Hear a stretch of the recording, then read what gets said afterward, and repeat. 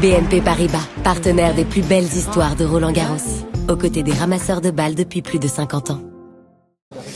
Ouais, le parcours est extraordinaire et c'est vrai que on la voit perdre la première manche. On se dit bon voilà, c'est sympa. Il y a une belle première semaine. Ça a déjà été une belle aventure. On s'attend pas à ce qu'elle puisse revenir dans la partie, battre la numéro 3 mondiale.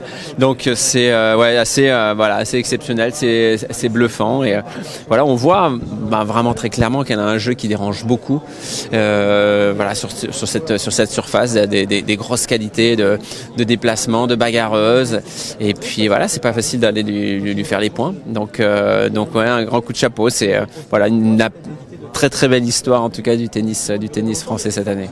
On l'a cherché un peu, notre terrienne ou notre spécialiste de terre. Là, c'est quelqu'un qui a été élevé sur terre. Elle adore la terre. Elle nous disait tout à l'heure qu'elle est heureuse quand il y a la saison sur terre. Et elle a toutes les qualités. Le jeu, ce coup droit aussi, très puissant, très lifté.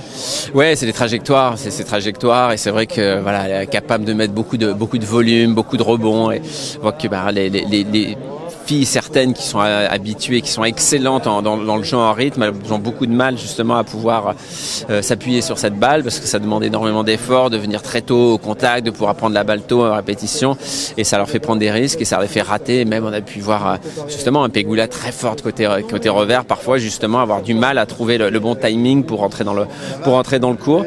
Donc très très gênant, mais c'est surprenant aussi, je trouve, de voir la française dans cet événement-là, en huitième de finale d'un grand chelem, son grand chelem, réussir à gérer aussi émotionnellement si bien ces passages et la fin du match a été très dur quand même, mais finalement c'est elle qui a eu le petit plus quand même aussi de ce côté-là.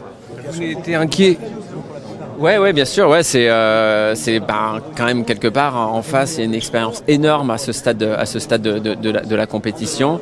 Et alors oui, il y a eu de la nervosité et c'est bien naturel, mais il y en a eu peut-être encore un petit peu plus du côté de l'américaine. Et finalement, alors oui, il y a eu aussi un petit coup de réussite, mais je trouve qu'elle a été assez maître de ses émotions et c'est ça aussi qui est très très fort dans sa performance. Sans s'inquiéter du coup du niveau du tennis féminin français, on est sauvé? Non, mais vous savez, c'est une très très belle histoire, c'est génial. Et après, c'est vrai que la fédération, on est consciente de toute manière. Il y a des difficultés sur le tennis féminin. Alors c'est toujours rigolo parce que on attendait beaucoup plus des garçons cette année. On n'attendait rien des filles et puis finalement c'est l'inverse qui s'est produit et c'est tant mieux quelque part. Et c'est ça aussi le sport. Et voilà, c'est une très très belle histoire. Après, il n'y a pas eu beaucoup de réussite côté garçons cette année. Il faut le reconnaître aussi. D'ailleurs, moi, j'ai pas entendu trop de critiques. Il y a eu des petits bobos qui sont intervenus et on laisse aussi un petit peu le temps à cette jeune génération de continuer à grandir, de prendre l'expérience. Et voilà, d'ici un an ou deux, je pense que en Grand Chelem, on aura de très très beaux résultats aussi chez les garçons.